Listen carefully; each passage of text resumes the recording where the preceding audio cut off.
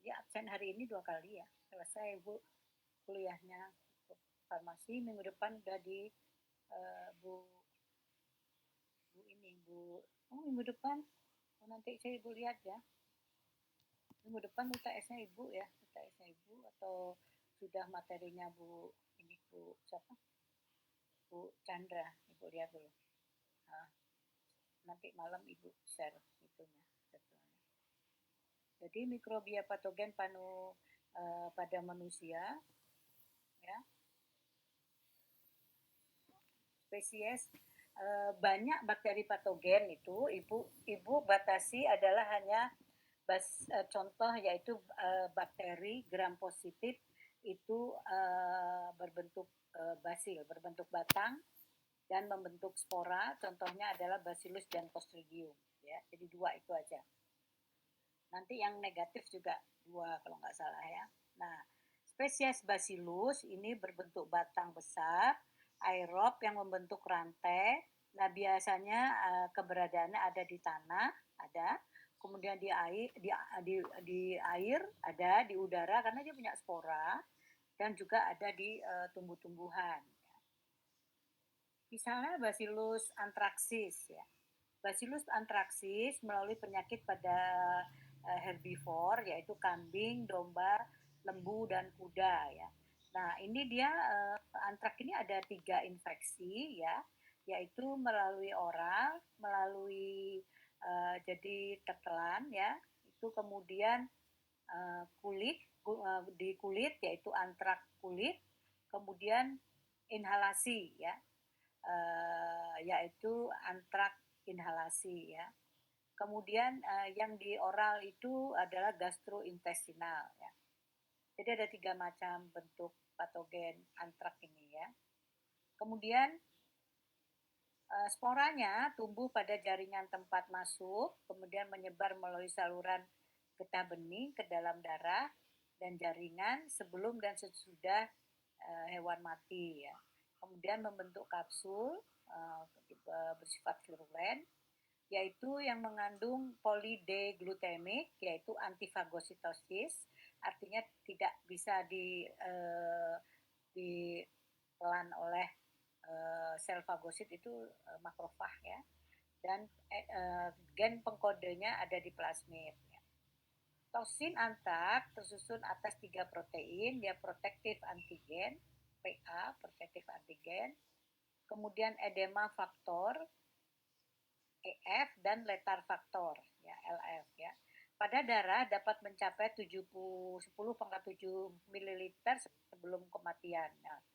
Nah ini karena antrak ini meskipun hewannya sudah mati, biasanya bakterinya juga mati kan kalau bakteri yang lain. Nah kalau pada antrak ini justru dia hidup pada hewan yang sudah mati itu, jadi sangat berbahaya ya. Karena sebelum mati aja misalnya dia pangkat 10 pangkat 7 ya, 10 miliar berarti kan gitu. Nah, kalau dia berkembang terus bisa mencapai di ininya pada darahnya bisa mencapai 10 pangkat 14, 2 kali lipat ya. Artinya bukan 2 kali lipat ya, 10 pangkat 7 menjadi 10 pangkat 14. Nah, artinya ketika 1 gelas air diisi oleh bakteri dengan populasi 10 pangkat 14, itu bakterinya sudah sulit untuk bergerak. Jadi padat ya. Jadi demikian populasi daripada antrak ini ketika di darah hewan yang mati. Oleh sebab itu biasanya kalau mengenal kambing itu atau hewan yang lain-lainnya herbivor itu salah satu cara supaya tidak menular kemana-mana yaitu dengan dibakar, ya, dibakar kemudian dipendam, ya, karena dia mempunyai sporanya itu tebal sekali ya korteknya sehingga dia tahan selama 75 tahun di tanah. Nah, itu yang paling berbahaya ya dari antrak ini. Sehingga antrak ini juga sering digunakan sebagai senjata biologis ya. Kemudian pengobatannya dengan penisilin untuk antrak kulit. Penisilin plus gentamisin atau streptomycin untuk antrak pernafasan dan juga antrak ini ya, antrak gastrointestinal ya ditambahkan.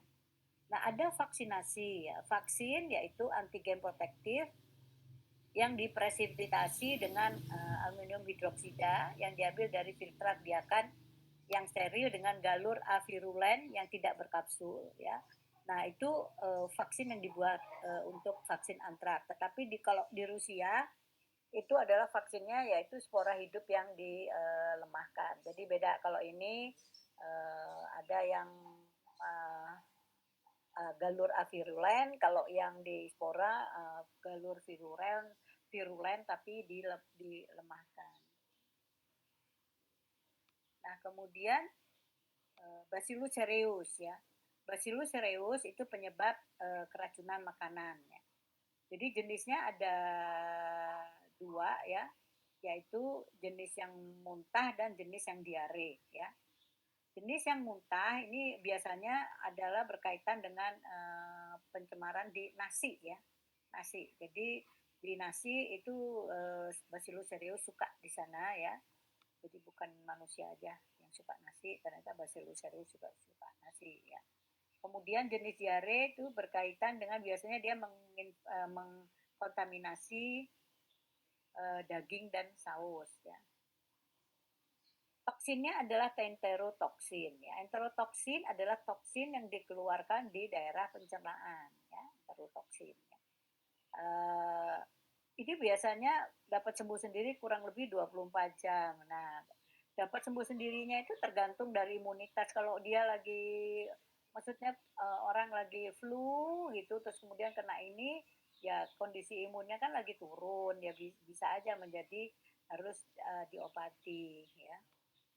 Kemudian berada di tanah, ini biasanya Bacillus cereus ini adanya di tanah, kemudian mengkontaminasi nasi karena dia punya spora, berkembanglah dia di nasi mengakibatkan keracunan oleh Bacillus ya.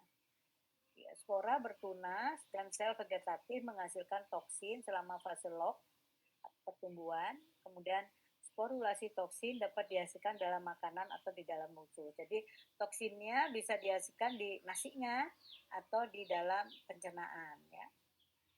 Nah, kadar 10⁵ sel per gram makanan dapat menyebabkan sakit, tetapi tergantung kondisi daripada orangnya. Kalau misalnya dia fit banget mungkin 10⁵ enggak apa-apa. Tapi 10⁵ ketika kondisi imunnya turun gitu ya bisa sakit juga.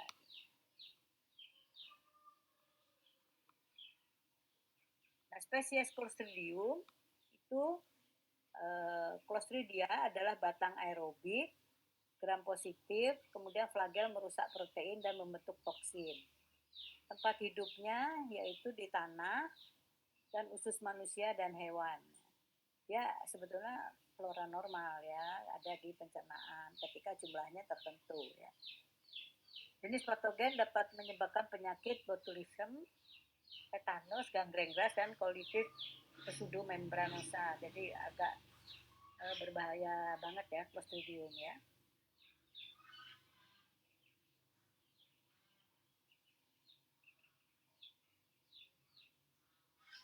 Nah, contohnya adalah Clostridium botulinum. Clostridium botulinum itu penyebab penyakit botulisme. Itu bakteri ini berdiam di tanah dan feses hewan. Ya. Nah, ini banyak tipe antigennya ya. Sporanya toksin yang dihasilkan banyak ya. Nah, sporanya ini tahan pada suhu 100 derajat Celcius selama 3 sampai 5 menit ya. Nah, kemudian daya tahan terhadap panas berkurang pada pH asam atau konsentrasi garam tinggi. Jadi ketika ditumbuhkan makanan itu kemudian kita tambahkan kita tambahkan cuka atau apa gitu, kemungkinan akan mati juga atau garam yang tinggi ya. Toksinnya ya itu selama pertumbuhan ada otolisis, yaitu toksin yang dikeluarkan ke dalam lingkaran. Ada 7 variasi antigenik ya, toksinnya itu A sampai G ya. Tipe A, B, C, D, E, dan F penyakit pada manusia. Tipe AB berhubungan dengan makanan ya. Tipe E itu hasil ikan. Karena tipe C itu leher lemas pada ikan. Ikan kan nggak punya leher kan, jadi maksudnya lemas, ikannya tidak aktif ya, tidak aktif. Kemudian tipe D itu mengakibatkan botulisme pada manusia yang ganas nih ya, berarti tipe D. Toksin adalah protein toksin diserap usus dan merupakan toksin yang paling toksik dengan dosis letal 1-2 mg dapat sudah mengakibatkan sakit ya. Dapat diberikan pada suhu, dia bertahan pada suhu 100 derajat Celcius sekitar 20 menit dengan dosis ini dapat diberikan pada suhu 100 derajat Celcius selama 20 menit. Ini enggak cocok nih kata-kata ini.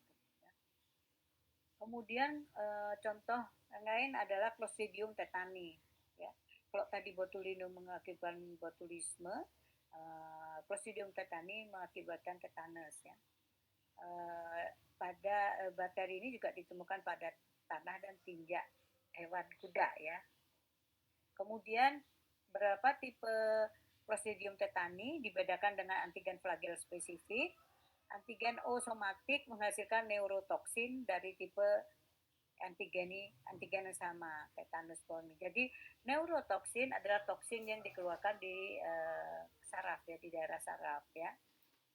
Sedangkan toksinnya itu mengandung tetanus plasmin ya. Toksinnya sel vegetatif menghasilkan tetanus plasmin ya. Kemudian tersusun oleh protease bakterial dalam 2 peptida ya. Kemudian dihubungkan oleh ikatan disulfida.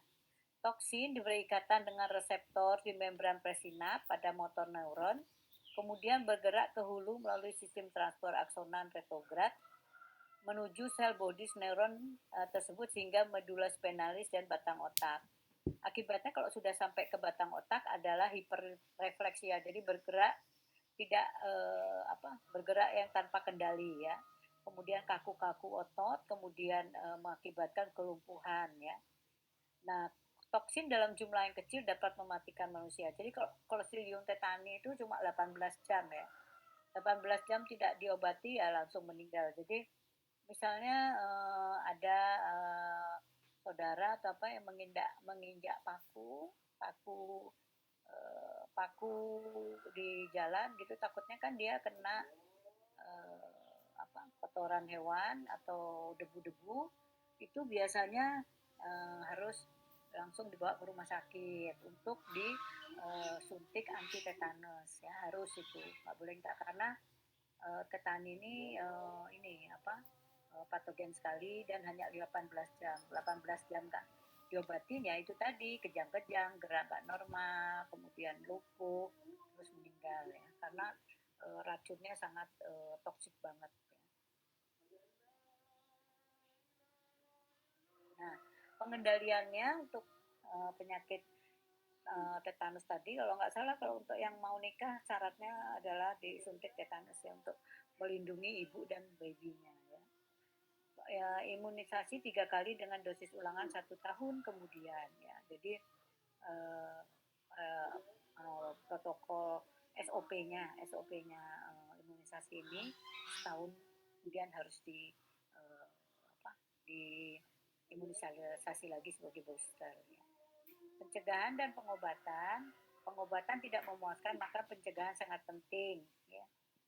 Tergantung imunisasi aktif dengan toksoid, ada imunisasinya, kemudian perawatan luka, pemakaian antitoksin dan pengobatan penisilin gitu ya. Kalau dulu banyak ini, tapi dulu di bukit itu banyak hewan, banyak tinja ini sapi ya, di biologi di mana-mana tuh. Sekarang kan udah nggak ada. Nah itu bahaya sekali ketika ada yang jatuh terkena kotoran dari hewan yang mengandung Clostridium tetani. Kemudian Staphylococcus ya. Staphylococcus gram positif itu bulat dan merupakan klaster anggur ya, berpigmen dan berwarna kuning gelap ya.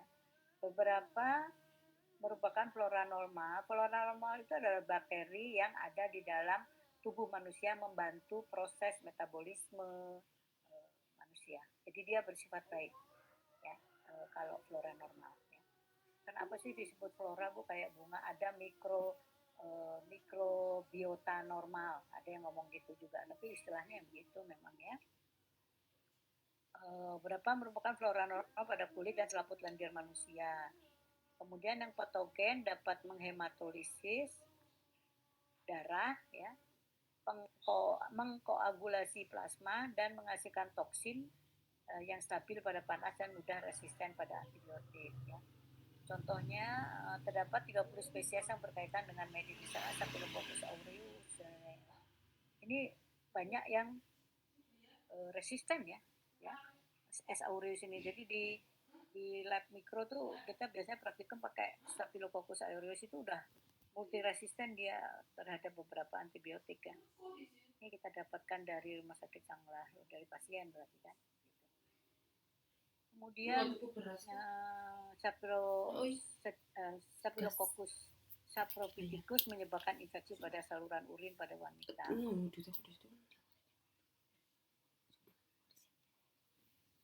Nah, toksin dan enzim daripada Staphylococcus ya, dia itu mempunyai toksin dan enzim ya, mampu menyebabkan penyakit karena mampu melakukan pembelahan dan menyebar keluas dalam jaringan dan memproduksi toksin dan enzim ya.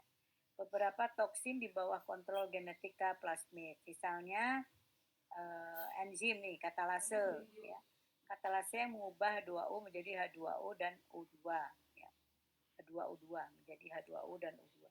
Kemudian enzim lain yang dia punya adalah koagulase.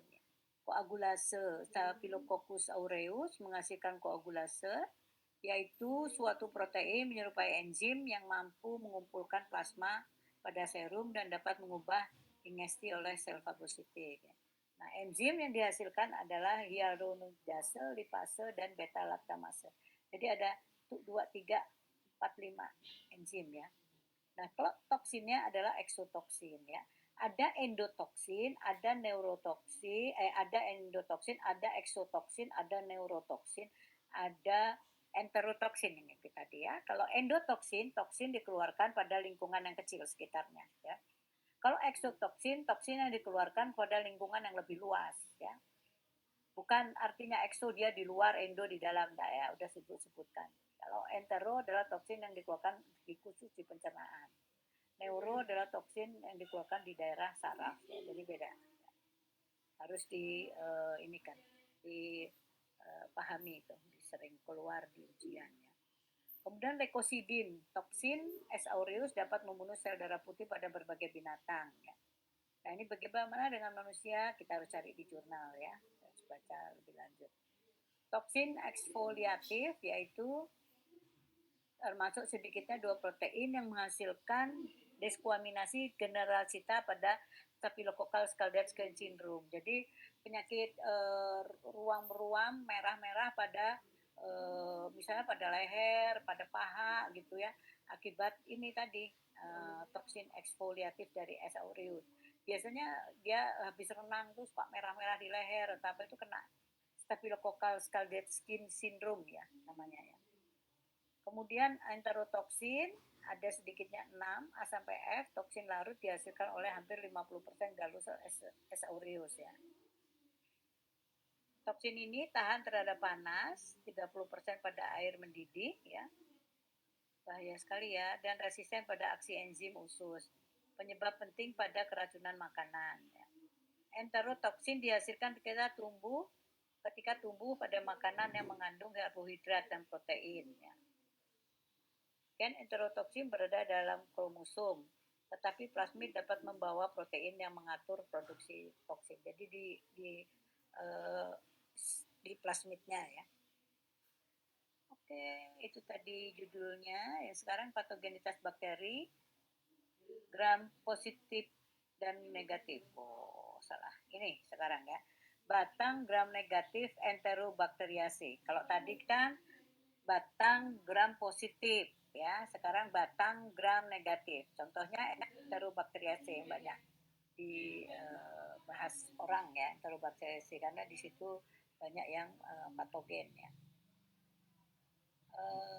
Bakteri ini sering disebut bakteri enterik ya, karena hidupnya pada keadaan normal, berada dalam usus besar manusia dan hewan. Selain itu juga ditemukan pada tanah dan air. Sebagian besar bakteri ini tidak menimbulkan penyakit pada host bila berada di dalam usus besar. Tetapi pada keadaan di mana terjadi perubahan pada host atau bila ada kesempatan memasuki pada tubuh bagian lain, maka banyak bakteri ini mampu menimbulkan penyakit pada tiap jaringan tubuh manusia. Artinya gini, dia ada di misalnya di usus ya, dia dengan jumlah tertentu membantu metabolisme, mungkin membantu pencernaan, degradasi dari makanan-makanan kita konsumsi. Nah, seperti itu. Nah, tetapi ketika dia jumlahnya banyak, maka dia akan ikut aliran darah mencari tempat-tempat yang baru ya. Jadi bisa di jantung, bisa di otak ya, bisa di paru-paru, itu mengakibatkan semuanya menjadi patogen. Nah, tadinya nggak patogen karena dia berada di lingkungan yang bukan lingkungannya, mungkin pH-nya beda atau apa, berubahlah menjadi patogen ya. Oleh sebab itu ketika misalnya sakit tenggorokan ini kan juga mengakibatkan Staphylococcus. Oh, udah beda ya. Enterobakteriaceae misalnya salmonella tidak diobati dengan baik gitu ya, tidak tuntas pengobatannya dengan antibiotik atau tidak cocok memberikan antibiotik, maka dia akan melalui darah akan sampai ke otak, disebut infeksi salmonella di otak, yang meningitis salmonella namanya. Bisa juga di ginjal seperti itu. Jadi tergantung mainnya bakteri ini kemana dia. Supaya nggak main kemana-mana, oleh sebab itu ketika sakit dia diobati dengan antibiotik yang tepat, yang benar, dan cara konsumsinya benar. Ya, seperti itu. Nah, daya tahan kuman, bakteri enterik tidak membentuk spora, mudah dimatikan dengan desinfektan yang bersifat bakterisidal. Kalau sidal membunuh ya. Pemberian zat klor pada air dapat mencegah penyebaran. Bakteri ini sangat toleran terhadap dingin, hidup berbulan-bulan pada es, peka terhadap kekeringan, menyukai suasana lembab, dan mati dengan pasteurisasi. Jadi dia hidup di kulkas ya. Struktur antigennya itu pada genus seperti Salmonella Shigella, komponen utama sel bakteri adalah antigen somatik O, antigen flagel H, dan antigen kapsul ya. Jadi kapsul mengeluarkan racun, ada racunnya, flagelnya ada racunnya, dan antigen U-nya pada badannya itu ada antigennya, ada racunnya juga, bisa mengeluarkan racun maksudnya. Nah, misalnya sini antigen kapsul contohnya ya, terdiri dari polisakarida. Bila dipanaskan 60 derajat Celcius selama 1 jam, kapsul akan rusak. Jadi kalau kita ingin mencari kapsulnya, ya jangan dipanaskan 60 derajat Celcius karena dia akan rusak. Ya. Antigen ini dapat menghambat reaksi aglutinasi antigen O dengan antiserumnya yang homolog. Nah, antigen kapsul yang terkenal adalah antigen VI, virulen pada Salmonella typhi. Antigen ini berperan dalam patogenitas penyakit tifoid.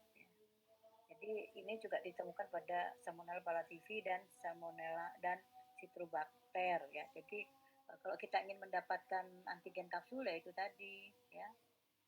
Jadi sudah bila dipanaskan selama 1 jam kapsul akan rusak gitu. Jadi kebalikannya ya kalau mencari mau isolasi kapsulnya.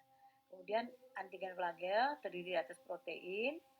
Antigen ini dapat dibuat dengan menambahkan formalin pada kuman yang motil, pada bakteri yang motil, yang berusia muda, sehingga protein flagel yang labil menjadi stabil. Ya. Jadi kalau kita mau nyari antigennya. Ya. Nah, kalau kita reaksikan antigen antibodinya, maka berupa gumpalan kapas yang mudah hilang bila dikocok. Ini misalnya kalau ada yang memeriksakan diri untuk tipes gitu kan, pakai ini ya, diuji darahnya itu pakai reaksi antigen antibodi ya. Kemudian antigen somatik ya, terdiri dari lipopolisarida, Nah, ini antigen somatik itu antigen yang ada di dalam selnya. Ini udah bahas di awal kuliah, yaitu ada LPS, kemudian ada apa ya, ada 3 bagian kan, samping itu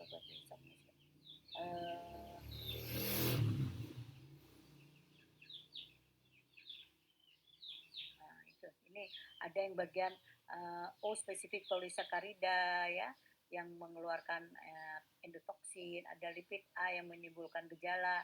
Itu tolong dilihat di mata kuliah mikrobiologi yang awal-awal ya. Faktor-faktor patogenitas ya, ada endotoksin yang dihasilkan oleh bakteri ini ya. LPS dinding sel berperan sebagai endotoksin yang toksisitasnya ditentukan oleh lipid A ya. Nah, ini endotoksin adalah toksin yang dikeluarkan di daerah lingkungannya. Sempit ya. Enterotoksin adalah substansi yang punya efek toksik pada usus halus ya. Nah, ini toksin yang dihasilkan pada usus ya. Kemudian daya invasi organisme, bakteri Shigella melakukan penetrasi ke dalam lapisan epitel, berkembang biak dan merusak lapisan epitel. Dengan permukaan kuman, bakteri enterik tertentu, permukaan sel bakteri mempunyai peran penting, misalnya adalah kapsul pada Klebsiella pneumoniae dapat mencegah fagositosis, antigen VI pada STV mencegah destruksi intraseluler, antigen permukaan pada E. coli berfungsi untuk perlekatan bakteri pada mukosa usus. Jadi bakteri-bakteri ini invasinya kayak apa sih? Dia apakah melekati usus atau apa gitu. Kemudian jenis lain yaitu Escherichia. E. coli adalah bakteri oportunis yang banyak ditemukan di dalam usus besar manusia sebagai flora normal, tetapi dapat menyebabkan infeksi pada jaringan tubuh di luar usus. Genus Escherichia terdiri dari 2 spesies, yaitu E. coli dan E. hermani. Struktur antigennya, E. coli mempunyai antigen O, H, dan K. Pada saat ini telah ditemukan 150 tipe antigen O, 90 tipe antigen K, dan 50 tipe antigen H. Ya, banyak sekali E. coli. Kalau yang paling berbahaya saat ini adalah E. coli 0157H, O157 dengan O157, bukan, yang patogen adalah O157H yang mengakibatkan diare berdarah. Ya, itu ditemukan di Bali ya. Di daerahnya Ibu tidak sebutkan, yaitu pada daging, ya pada daging sapi ya. Jadi makanya merebus daging sapi harus benar karena ditemukan di Bali. Penelitiannya mahasiswa S1 Ibu ya. Mahasiswa S2. Nah, faktor-faktor patogenitas ya E. coli ini ya, ada dia mempunyai antigen permukaan. Pada E. coli terdapat 2 tipe Fimbriae atau pili, yaitu tipe manusia sensitif pili dan tipe manusia resisten SEVA 1 dan 2. Kedua tipe Fimbriae ini penting sebagai colonization factor, yaitu untuk perlekatan sel kuman pada sel atau jaringan host. Jadi tipe pilihnya ini adalah pada E. coli untuk melekat pada bagian mana dia pada bakterinya ya, pada jaringan hostnya ya. Kemudian dia menghasilkan enterotoksin. Ada 2 macam enterotoksin yang telah berhasil diisolasi dari E. coli, yaitu toksin LT termolabil dan toksin ST termostabil. Produksi kedua macam toksin diatur oleh plasmid yang mampu pindah dari satu sel bakteri ke lainnya. Yaitu terdapat 2 macam plasmid pengkode pembentukan toksin LT dan ST. Satu plasmid lainnya mengatur pembentukan toksin ST saja. Kalian udah ngantuk banget pasti, Ibu juga ya. Nah, ini patogenitas dan gejala klinik ada 1, 2, 3, 4 ditambah O157 tadi ya. E. coli, enteropatogenik E. coli ya. Ini biasanya diare pada bayi dan anak-anak ya.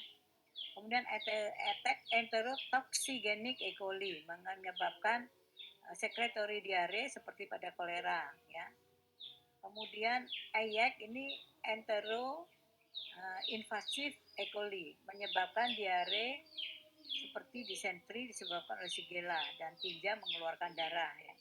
EHEC ini enterohemorrhagic E. coli menyebabkan colitis hemorragik di mana tinja bercampur darah banyak. Semua ada yang ada duanya yang bercampur darah, tapi O157H itu mengeluarkan darah juga secara hebat. Penyakit-penyakit yang disebabkan oleh E. coli adalah infeksi saluran kemih ya. Ini kemudian 85% penyakit paru-paru ya, 50% ya. Kemudian meningitis pada bayi yang baru lahir dan infeksi luka terutama luka di dalam abdomen. Jadi jangan anggap sepele E. coli ya. Jangan anggap sepele karena ini mengakibatkan juga ngeri-ngeri penyakitnya. Pengobatannya E. coli yang diisolasi dari infeksi dalam masyarakat biasanya sensitif terhadap obat-obat antimikroba yang digunakan untuk bakteri gram. Kalau sensitif berarti bahaya ya. Nah sekarang bakteri Shigella ya.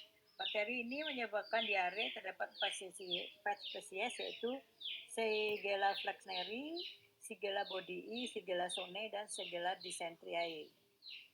Kemudian struktur antigennya, semua Shigella mempunyai antigen O. Beberapa strain tertentu mempunyai antigen K ya, O dan K ya. Ini slide-nya jumlahnya 30, ini baru 22 sekarang. Faktor-faktor patogenitas ya, daya invasi, bakteri menembus masuk ke dalam sel epitel permukaan mukosa usus di daerah ileum, terminal, dan kolon. Kemudian berkolonisasi dan terjadi peradangan ya. Nah, gitu caranya dia menginfeksi ya. Kemudian diikuti oleh kematian sel dan mengelupasan lapisan tersebut sehingga terjadi tuka ya. Itu kalau sudah ada tuka berarti darahan ya. Kemudian enterotoksin bersifat termolabil dan menyebabkan penggumpalan cairan ya. Aktivitas toksin pada usus halus, toksin bakteri ini disebut sigatoksin. Usus Shigella namanya bagus sigatoksin. Neurotoksin dan sitotoksin adalah protein eksotoksin dikeluarkan Shigella flexneri tipe 1, tipe 2A dan Shigella sonei. Patogenitas ya, shigellosis adalah infeksi usus akut yang dapat sembuh sendiri sebetulnya ya. 3 penyakit yang diare yang disebabkan oleh Shigella, nama penyakitnya adalah shigellosis ya. Pertama disentri klasik dengan tinja yang lembek sertai darah dan mukus. Watery diare itu diare keluarnya kayak air ya. Kemudian kombinasi keduanya. Ibu pernah nih yang watery diare ini karena makan makanan dari mana gitu ya. Rupanya mungkin terkontaminasi oleh Shigella ini. Jadi emang harus kalau nggak banyak minum ya bisa masuk rumah sakit karena dehidrasi ya. Jadi harus banyak minum air gula dan garam ya. Itu oralit kayak seperti oralit ya. Nanti sembuh sendiri gitu. Kemudian pengobatan dengan antibiotik ampicillin, tetracycline dan trimethoprim, sulfamethoxazole gunakan sebagai pengobatan. Tetapi dengan semakin banyaknya strain yang resisten terhadap antibiotik, maka perlu dilakukan uji sensitivitas bakteri terhadap antibiotik sebelum memulai pengobatan. Itu. Mungkin ini untuk pasien-pasien yang sudah parah banget. Sebetulnya kalau watery diare ini mungkin dia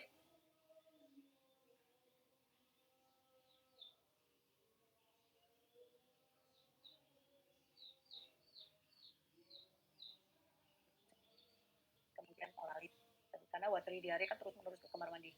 Biarin aja biar racunnya keluar ya. Biar tuntas racunnya keluar. Oke. Terakhir, salmonella ya.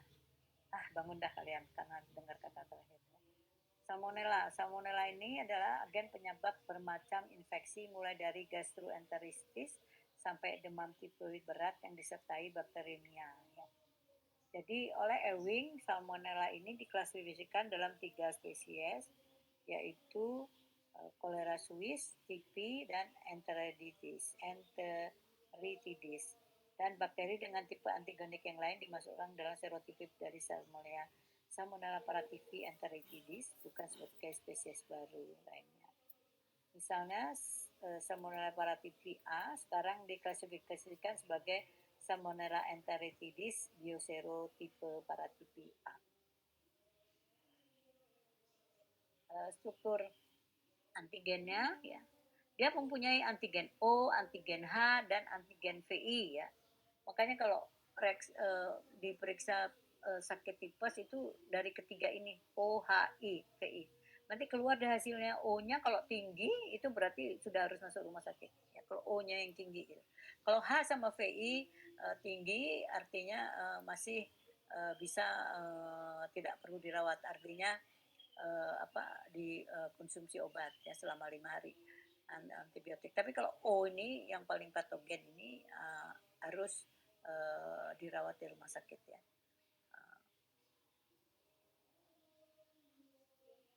Kemudian daya invasinya, jadi Ibu kalau pelajari bakteri Salmonella ini bakteri yang pintar ya, pintar, smart.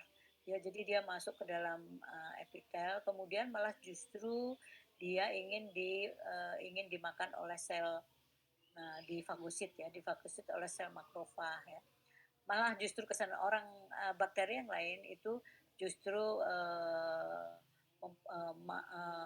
melawan sel fagosit ya. Nah, kalau si salmonella malah ingin dimakan oleh sel fagosit yaitu makrofag. Nah, setelah di dalam makrofag dia itu berkembang biak di sana jadi seperti alien ya. Berkembang biak sana memerintahkan makrofag untuk menuju kemana gitu, menuju ke sel apa yang dia mau. Nah, nanti di sana sel makrofag mendarat, kemudian dikeluarkanlah bakteri salmonella ini ya.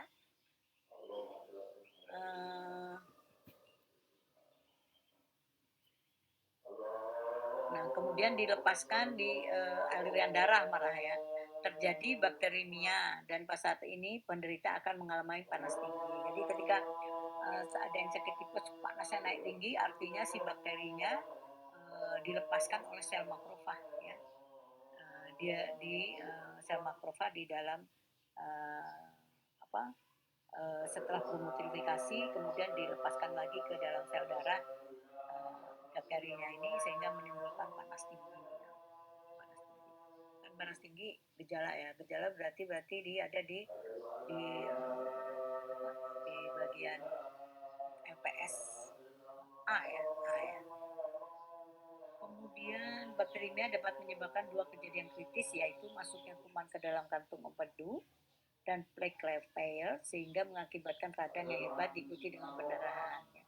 Jadi terus ada pendarahan di tipesnya ini. Jadi tipes ini gampang-gampang mudah, gampang-gampang sulit gitu, gampang-gampang mudah, gampang-gampang sulit soalnya dia pintar ya. Jadi pintar ketika dia ngumpet ketika sudah selesai pengobatan masih ada di dalam tubuh itu salmonella. Ketika kondisi kita imunnya rendah akan sakit tipes kembali ya. Jadi bahaya sekali ya. Ini antigen permukaan ya, kemampuan bakteri salmonella untuk hidup intraselular mungkin disebabkan adanya antigen permukaan VI ini. Kemudian toksinnya adalah endotoksin ya. Kemudian dia juga punya enterotoksin.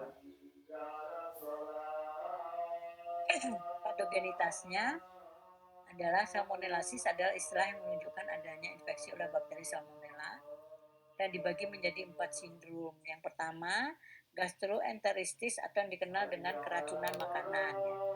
Karena salmonella ini adalah oral disease ya. Oral disease itu adalah suatu penyakit disebabkan oleh masuknya patogen melalui makanan atau minuman. Jadi oral ya, oral.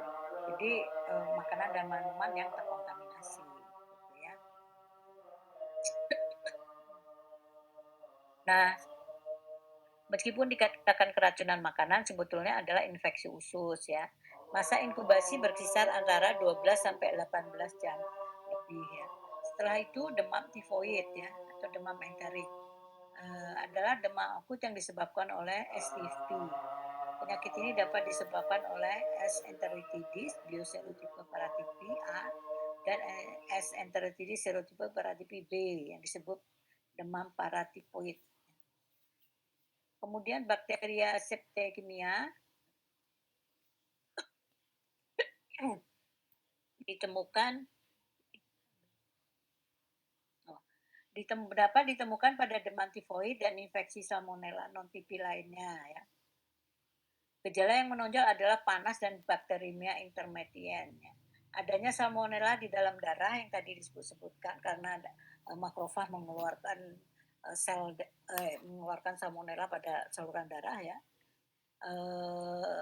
Maka merupakan resiko tinggi terjadinya infeksi dan atau abses metastatik ya.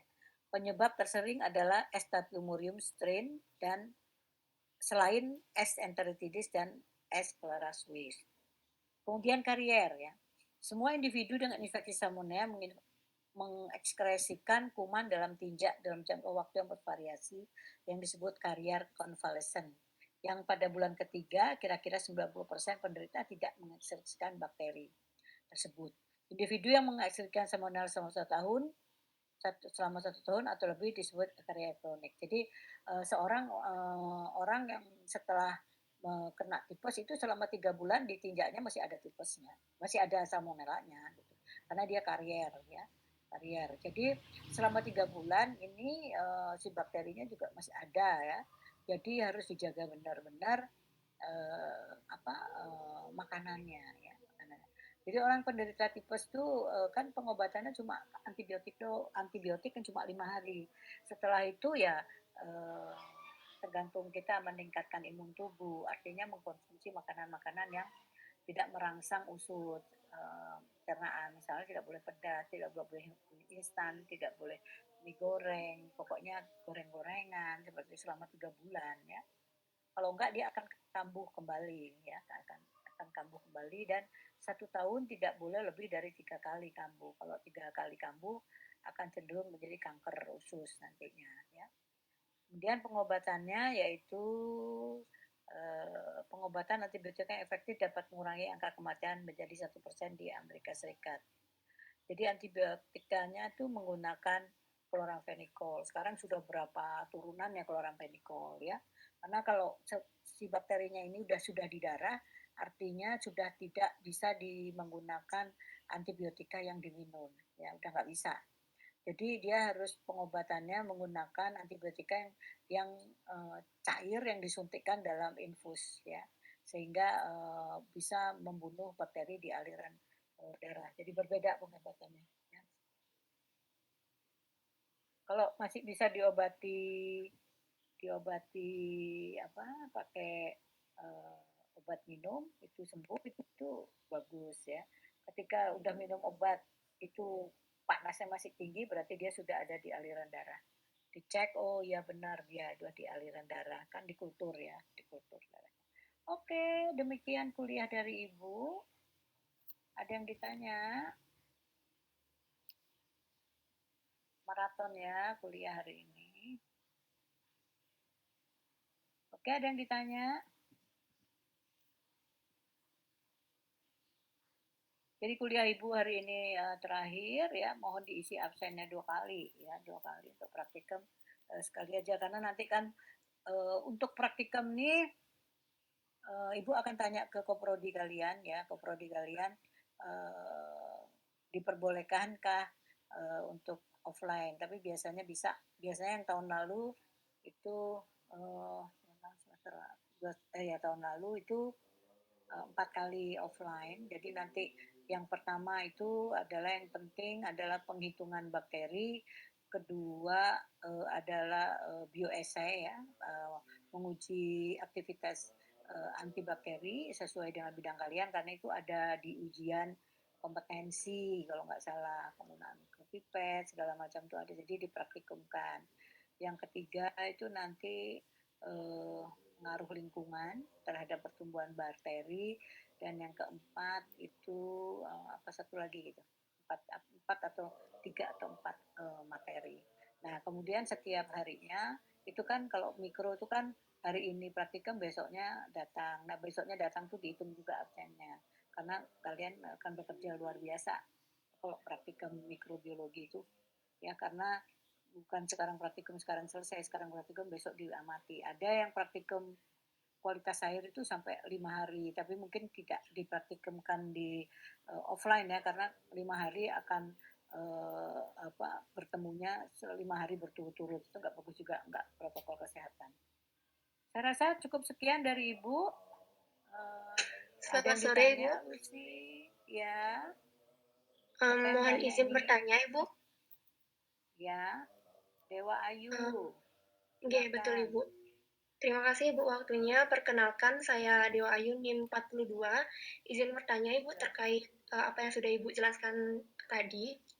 Nah, tadi disebutkan Hmm. terdapat beberapa jenis bakteri, seperti itu misalnya Salmonella ada beberapa spesiesnya, begitu pula ada beberapa jenis E. coli jika dihubungkan dengan penyakit yang ditimbulkannya, seperti itu Bu. Nah, untuk itu, apakah antibiotik yang digunakan itu akan tetap sama kepada semua penyakit karena semua salmonellosis seperti itu karena sama-sama disebabkan oleh salmonella seperti itu Bu, atau berbeda? Itu yang pertama. Kemudian Okay. untuk yang kedua, tadi kan juga dijelaskan jenis-jenis E. coli dilihat dari penyakit yang ditimbulkan. Nah, jikalau ada Hmm. kesalahan penggunaan antibiotik atau antibakteri dengan tujuan pengobatan penyakit tertentu yang disebabkan oleh E. coli tersebut dan menyebabkan resisten, apakah spesies lainnya juga akan ikut resisten karena sama-sama E. coli atau bagaimana, Ibu? Mohon penjelasannya, Ibu. Oke. Terima kasih. Oke, terima kasih ya pertanyaannya Dewa Ayu. Jadi yang pertama itu apakah jadi jenis salmonella kan banyak kan gitu kan ya? Apakah obatnya sama gitu ya? Antibiotiknya sama gitu. Ya. Eh, kalau melihat salmonellanya itu kan tadi pengobatannya dengan chloramphenicol ya kalau untuk manusia. Kalau cholera Swiss itu salmonella untuk di cholera Swiss itu untuk di babi ya kalau nggak salah di babi itu tentu saja berbeda obatnya antara manusia dan hewan ya. Terus kemudian tipimurium itu di unggas ya itu juga berbeda mungkin perbedaannya adalah karena semuanya itu kan berbasis kolamprenikol pengobatannya ya. Mungkin ada turunan-turunannya yang dikhususkan untuk tipimurium, dikhususkan untuk cholera Swiss atau dikhususkan untuk Salmonella typhi ya. Kalau khusus Salmonella typhi ya antibiotikanya semuanya sama chloramphenicol, tapi turunannya kalau nggak salah turunan dari chloramphenicol tuh apa ya waktu ibu kena tipes tuh 10 tahun yang lalu, 10 tahun yang lalu lebih ya 15 tahun yang lalu tuh ibu diberi obat, ibu tanya ke kakaknya ibu itu kan apoteker. Ini obat yang ibu konsumsi ini termasuk generasi keberapa gitu ya, turunan keberapa. Oh itu generasi ketiga, ada generasi ketiga. Ada nggak generasi keempatnya? Ada. Jadi ada. Jadi ketika nanti generasi ketiga tidak sembuh, ada di generasi keempat obatnya gitu. Jadi akan berbahaya ketika ibu sudah mengkonsumsi generasi ketiga, tidak ada generasi keempat. Jadi artinya sudah maksimum di sana. Nah itu yang berbahaya. Tetapi itu kan baru obat minum. Nanti kalau obat suntik itu berbeda lagi. Jadi kalau antibiotik itu sekaligus untuk jawabannya itu ya. Jadi antibiotik itu kan apa gini dia itu ada yang di generik, ada yang paten gitu kan ya. Ada yang generik, ada yang paten. Yang mana yang ini yang paling baik tergantung tubuh kalian. Ketika pakai generik sembuh ya pakai generik aja. Yang paten itu kan mahal. Nah yang paten ini biasanya dihasilkan oleh mikroba ya. Jadi memang keahliannya ibu, profesornya ibu adalah karena ibu banyak menemukan antibiotik untuk membunuh bakteri yang sudah resisten ya. Nah itu eh, setiap bakteri untuk mengetahui apakah bakteri itu resisten harus diuji dulu ya, diuji dulu dengan uji aktivitas daripada antibiotik. Nah nanti dipraktikumkan itu dan ada di ujian kompetensi. Misalnya E. coli, kita pakai beberapa antibiotik. Ternyata antibiotik kan direkomendasikan untuk pengobatan itu dia hanya mampu menghambat saja, ya, menghambat saja. Nah, kalau mampu menghambat saja, artinya si bakteri ini sudah hanya mampu dihambat saja, nggak mampu dibunuh, ya. Oleh sebab itu sekarang banyak ditemukan antibiotika baru. Untuk mengetahui strain-strain bakteri ini, kalau kita uji pakai uh, manual itu hanya ketemu E. coli aja, ya, hanya ketemu E. coli aja. Jadi harus dilanjutkan dengan uji antigennya, antigen antibodinya. Jadi nanti ketemulah E. coli yang ehek tadi, ketemulah E. coli yang efek tadi. Nah, tentu saja antibiotiknya agak berbeda karena membutuhkan membutuhkan pengobatan yang agak berbeda karena yang satu berdarah, yang satu ini gitu. Ada turunan-turunannya dari antibiotik tapi tetap berbasis misalnya chloramphenicol ya chloramphenicol, tetapi nanti ada turunannya yang lain, gitu. Hati ya Dewa Ayu, penjelasan Ibu.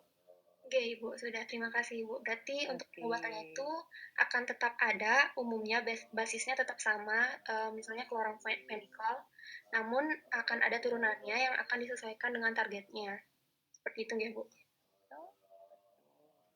Oke, ada lagi? Terima kasih, Bu. NIM 42 ya, Dewa Ayu ya. Oke, ada lagi yang bertanya? Kalau tidak ada, terima kasih. Ibu akan share, barangkali nanti akan ada yang mau join di pengukuhan guru besar, Ibu share undangannya. Terima kasih untuk hari ini, selamat beristirahat. Sore, Assalamualaikum warahmatullahi wabarakatuh. Selamat sore, Bu. Terima kasih. Terima kasih tepuk tangannya.